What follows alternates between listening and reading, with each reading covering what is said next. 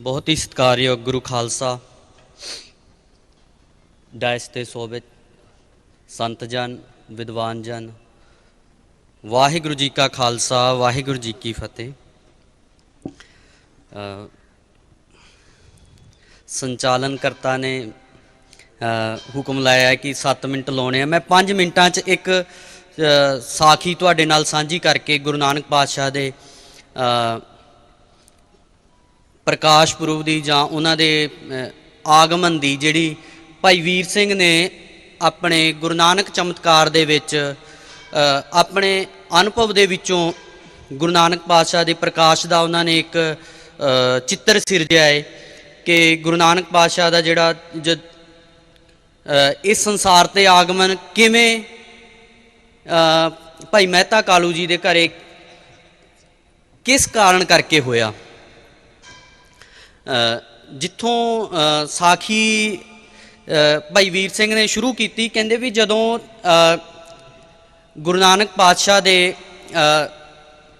संसार दे विच आउण तो बाद कुछ सालां दे जीवन यापन तो बाद विद्या ग्रहण करन तो बाद उन्हां दा जदों मन संसार दे कार विहार च ना लगदियां वेख के उन्हां दा दुनिया प्रति नज़रिया वखरा होण करके मेहता कालू जी उन्हां नूं समझाउण वास्ते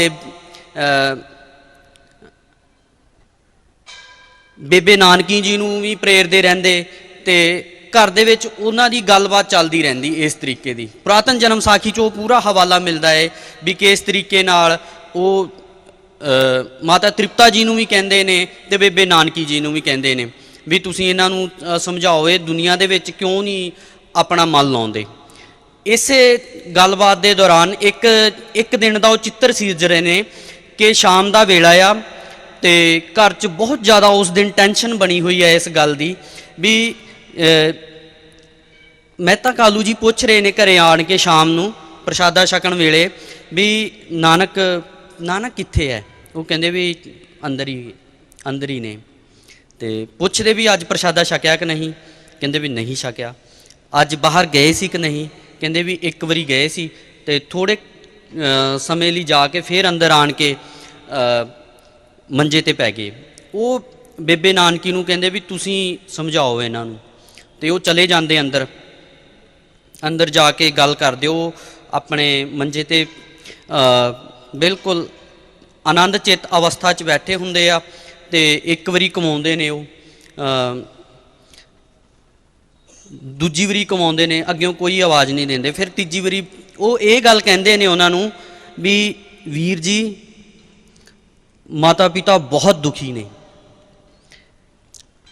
एक बारी फिर भी वो कोई उत्तर नहीं देंदे हैगे। भाई वीर सिंह हुणी जिहड़ा अपना अनुभव लिख रहे ने उहदे विच दूसरी वारी फिर कहंदे ने। फिर वो गुरु नानक पातशाह कहंदे भी उत्ते वल नूं वेंदे उहदे वल बेबे नानकी वल तां वो कहंदे भी तू सच कहनी आ जगत बहुत दुखी आ। ते बेबे नानकी उन्हां नूं अपने घर दे ते मापियां दे दुख बारे दस रहे ने ते गुरु नानक पातशाह जगत की गल कर रहे ने। इसे दौरान मतलब कि वो बेबे नानकी बाहर आउंदे ने। बाहर आन के वो उन्हां नूं दसदे भी मैं गलबात कीती सी ते मेहता कालू जी प्रशादा छकदे छकदे चौंके च बैठे हुंदे ने ते उत्थे उन्हां दी अख लग जांदी आ। वो नींद आ जाती है कहने का भाव उन्होंने। तो वो उस समय दौरान एक सुपना वेख रहे ने तो सुपने च की वेंदे भी कोई तपस्वी लम्मे युगां तो बाद तप करन तो बाद नदी चों बाहर निकल रहा है तो शरीर उहदा बहुत कमज़ोर हो गया तो नदी के कंढे ते आन के वो सहारा लैके नदी के कंढे का तो बैठ जाता। उत्ते बाहर ही नदी के किनारे ते ही उसदे जिहड़ा सिक्ख्या दाता हुंदा वो अपना उसकी कुटिया हुंदी ते उहदे कोल आण के वो बैठ जाता। उन्होंने पुछदा भी अज ना मैनू मेरी तपस्या का फल मिलिया बहुत चिरां बाद बहुत युगां दे मेरे तप तो बाद। तो कहंदे भी वो अपनी गल दस रहे ने उन्होंने। कहंदे भी मैनू उन्होंने कहा भी तुसीं मंगिया की फिर उस ਉਹਦੇ ਵਿੱਚ ਜਿਹੜੀ ਤੁਸੀਂ ਉਹ ਕਾਮਨਾ ਕਰਕੇ ਤਪ ਕੀਤਾ ਸੀ। ਕਹਿੰਦੇ ਵੀ ਮੈਂ ਪਰਮਾਤਮਾ ਕੋਲ ਇਹ ਮੰਗ ਰੱਖੀ ਸੀ ਕਿ ਜਿੱਦਾਂ ਲੋਕ ਮੂਰਤੀ ਦੀ ਪੂਜਾ ਕਰਦੇ ਆ, ਮੈਂ ਚਾਹੁੰਦਾ ਹੈ ਕਿ ਪਰਮਾਤਮਾ ਅਕਾਲ ਜਿਹੜਾ ਆ ਉਹ ਮੇਰੇ ਘਰ 'ਚ ਜਨਮੇ ਤਾਂ ਮੈਂ ਉਸ ਦੀ ਪੂਜਾ ਇਸ ਤਰੀਕੇ ਕਰਾਂ ਕਿ ਮੈਂ ਉਹਨੂੰ ਆਪਣੀ ਗੋਦੀ 'ਚ ਖਿਡਾਵਾਂ ਜਿੱਦਾਂ ਲੋਕ ਮੂਰਤੀ ਦੀ ਪੂਜਾ ਕਰਦੇ। ਕਿਉਂਕਿ ਉਸ ਸਮੇਂ ਜਿਹੜੀ ਪਰਮਾਤਮਾ ਨੂੰ ਪੂਜਣ ਦਾ ਜਿਹੜਾ ਟ੍ਰੈਂਡ ਸੀ, ਜਿਹੜੀ ਪ੍ਰਥਾ ਸੀ, ਉਹ ਮੂਰਤੀ ਦੇ ਰੂਪ 'ਚ ਕੀਤੀ ਜਾਂਦੀ ਸੀ। ਤੇ ਉਹ ਜਿਹੜਾ ਤਪਸਵੀ ਕਹਿੰਦਾ ਵੀ ਮੇਰੀ ਇਹ ਕਾਮਨਾ ਹੈ ਕਿ ਮੈਂ ਰੱਬ ਨੂੰ, ਪਰਮਾਤਮਾ ਨੂੰ ਜਿਉਂਦਿਆਂ ਸਾਖਾਤ ਰੂਪ ਦੇ ਵਿੱਚ ਆਪਣੇ ਵਿਹੜੇ 'ਚ ਖੇਡਦਾ ਵੇਖਾਂ। ਤਾਂ ਕਹਿੰਦਾ ਵੀ ਮੈਨੂੰ ਪਰਮਾਤਮਾ ਨੇ ਅੱਗਿਓਂ ਇਹ ਕਿਹਾ ਕਿ ਇਹ ਜਿਹੜੀ ਕਾਮਨਾ ਆ ਤੇਰੀ, ਇਹ ਭਗਤੀ ਨਾਲ ਪੂਰਨ ਹੁੰਦੀ ਆ, ਤਪ ਨਾਲ ਨਹੀਂ। ਤਪ ਦੇ ਨਾਲ ਬੰਦੇ 'ਚ ਹਉਮੈ ਪੈਦਾ ਹੁੰਦੀ ਹੈ ਤੇ ਹਉਮੈ ਕਰਕੇ ਮਨੁੱਖ ਨੂੰ ਉਸ ਪਰਮਾਤਮਾ ਦਾ ਗਿਆਨ ਨਹੀਂ ਹੋ ਸਕਦਾ। ਕਹਿੰਦਾ ਵੀ ਫਿਰ ਤੁਸੀਂ ਕੀ ਕਿਹਾ? ਕਹਿੰਦਾ ਵੀ ਮੈਂ ਉਹਨਾਂ ਨੂੰ ਕਿਹਾ ਵੀ ਮੇਰੀ ਕਾਮਨਾ ਇਹੀ ਹੈ ਤੇ ਮੈਂ ਤਪ ਨਹੀਂ ਕਰ ਤਪ ਮੈਂ ਕੀਤਾ ਆ, ਬੰਦਗੀ ਕਰਨ ਦਾ ਮੇਰੇ 'ਚ ਹੁਣ ਸਮਰੱਥਾ ਨਹੀਂ ਹੈਗੀ। ਤੇ ਉਹਨਾਂ ਨੇ ਫਿਰ 2 ਵਾਰੀ ਕਹੀ ਇਹ ਗੱਲ ਵੀ ਇਹ ਸੰਪੂਰਨ ਨਹੀਂ ਤੇਰੀ ਕਾਮਨਾ ਹੋ ਸਕਦੀ। ਪਰ ਉਹ ਇਸ ਗੱਲ ਤੇ ਬਜਿੱਦ ਰਹੇ ਉਹ ਤਪਸਵੀ ਕਿ ਮੈਨੂੰ ਮੇਰੇ ਤਪ ਦਾ ਫਲ ਮਿਲਣਾ ਚਾਹੀਦਾ। ਉਹਨਾਂ ਨੇ ਕਿਹਾ ਵੀ ਤਥਾਸਤੂ ਹੋ ਜਾਊਗਾ ਇਹ, ਪਰ ਤੂੰ ਇਸ ਸੁੱਖ ਨੂੰ ਮਾਣ ਨਹੀਂ ਸਕੇਗਾ। ਇਹ ਜਿਹੜਾ ਤੂੰ ਕਾਮਨਾ ਕੀਤੀ ਆ ਇਹਨੂੰ ਮਾਣ ਨਹੀਂ ਸਕੇਗਾ, ਇਹਦਾ ਆਨੰਦ ਨਹੀਂ ਮਾਣ ਸਕੇਗਾ। ਤੇ ਇਸੇ ਦੌਰਾਨ ਫਿਰ ਉਹ ਅੱਗੇ ਗੱਲ ਚੱਲਦੀ ਆ ਤੇ ਭਾਈ ਵੀਰ ਸਿੰਘ ਜਿਹੜਾ ਅੱਗੇ ਚਿੱਤਰਨ ਕਰਦੇ ਆ, ਉਹਨਾਂ ਨੂੰ ਫਿਰ ਜਿਹੜੀ ਦਿਵ ਮੂਰਤੀ ਹੁੰਦੀ ਆ ਉਹਨਾਂ ਨੂੰ ਥੋੜ੍ਹਾ ਜਿਹਾ ਆਭਾਸ ਹੋਣ ਲੱਗਦਾ ਆ। ਉਹਨਾਂ ਨੂੰ ਇਹ ਅਨੁਭਵ ਹੋਣ ਲੱਗਦਾ ਹੈ ਵੀ ਇਹ ਤਪਸਵੀ ਸੀ ਜਿਹੜਾ ਬਾਹਰ ਨਿਕਲ ਕੇ ਆਇਆ ਸੀ। ਤੇ ਉਸੇ ਸਮੇਂ ਉਹਨਾਂ ਦੀ ਅੱਖ ਖੁੱਲਦੀ ਆ, ਉਹਨਾਂ ਨੂੰ ਚਾਨਣਾ ਜਿਹਾ ਵੇਖਦਾ ਆ ਤਾਂ ਉਹਨਾਂ ਨੂੰ ਇਹ ਮਹਿਸੂਸ ਹੁੰਦਾ ਹੈ ਕਿ ਉਹ ਜਿਹੜਾ ਤਪਸਵੀ ਸੀ ਕੋਈ ਹੋਰ ਨਹੀਂ, ਇਹ ਮਹਿਤਾ ਕਾਲੂ ਸੀ।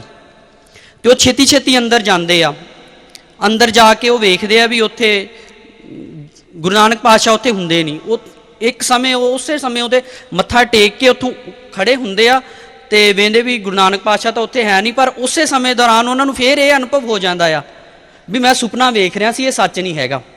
ਭਾਈ ਵੀਰ ਸਿੰਘ ਇਹ ਸਥਾਪਿਤ ਕਰਨਾ ਚਾਹੁੰਦੇ ਆ ਵੀ ਜਿਹੜਾ ਮਹਿਤਾ ਕਾਲੂ ਜੀ ਨੇ ਤਪ ਕੀਤਾ ਜੁਗਾਂ ਤਾਈਂ, ਉਹਦੀ ਉਹਨਾਂ ਨੂੰ ਕਾਮਨਾ ਦੇ ਰੂਪ ਵਿੱਚ ਗੁਰੂ ਨਾਨਕ ਪਾਤਸ਼ਾਹ ਨੇ ਅਕਾਲ ਦੇ ਰੂਪ 'ਚ ਉਹਨਾਂ ਦੇ ਘਰੇ ਜਨਮ ਤਾਂ ਲੈ ਲਿਆ, ਪਰ ਜਿਹੜਾ ਉਹਨਾਂ ਦਾ ਹੱਠ ਸੀ ਵੀ ਤਪ ਕਰਕੇ ਕੋਈ ਪ੍ਰਾਪਤੀ ਹੋ ਜਾਂਦੀ ਆ, ਉਹਦਾ ਅਨੁਭਵ ਹੋ ਸਕਦਾ ਆ, ਪਰ ਉਹ ਉਸ ਆਨੰਦ ਨੂੰ ਮਾਣਿਆ ਨਹੀਂ ਜਾ ਸਕਦਾ। ਤੇ ਭਾਈ ਵੀਰ ਸਿੰਘ ਜੀ ਕਹਿੰਦੇ ਵੀ ਉਹ ਅਨੁਭਵ ਨੂੰ ਮਾਣਨ ਵਾਸਤੇ ਉਹਨਾਂ ਦੀ ਉਹ ਅਵਸਥਾ ਨਹੀਂ ਬਣੀ ਹੈਗੀ। ਤੇ ਉਸੇ ਦੌਰਾਨ ਫਿਰ ਉਹ ਜਦੋਂ ਬਾਹਰ ਆਉਂਦੇ ਆ ਤਾਂ ਫਿਰ ਉਹਨਾਂ ਦੀ ਅਵਸਥਾ ਇਹੀ ਹੋ ਜਾਂਦੀ ਆ ਕਿ ਉਹ ਮਹਿਤਾ ਕਾਲੂ ਹੀ ਹੈਗੇ ਨੇ, ਭਾਈ ਮਹਿਤਾ ਕਾਲੂ ਜੀ ਨੇ, ਉਹ ਤਪਸਵੀ ਨਹੀਂ ਹੈਗੇ। ਤੇ ਇਸ ਤਰੀਕੇ ਨਾਲ ਭਾਈ ਵੀਰ ਸਿੰਘ ਨੇ ਗੁਰੂ ਨਾਨਕ ਪਾਤਸ਼ਾਹ ਦਾ ਜਿਹੜਾ ਪ੍ਰਕਾਸ਼ ਦਾ ਜਿਹੜਾ ਉਹਨਾਂ ਦਾ ਅਨੁਭਵ ਆ ਉਹ ਇਸ ਤਰੀਕੇ ਨਾਲ ਗੁਰੂ ਨਾਨਕ ਚਮਤਕਾਰ ਵਿੱਚ ਪੇਸ਼ ਕਰਨ ਦੀ, ਚਿੱਤਰਨ ਕਰਨ ਦੀ ਕੋਸ਼ਿਸ਼ ਕੀਤੀ ਆ। ਮੈਂ ਇੰਨੀਆਂ ਕੁ ਬੇਨਤੀਆਂ ਨਾਲ ਖਿਮਾ ਚਾਹੁੰਦਾ। ਵਾਹਿਗੁਰੂ ਜੀ ਕਾ ਖਾਲਸਾ, ਵਾਹਿਗੁਰੂ ਜੀ ਕੀ ਫਤਿਹ।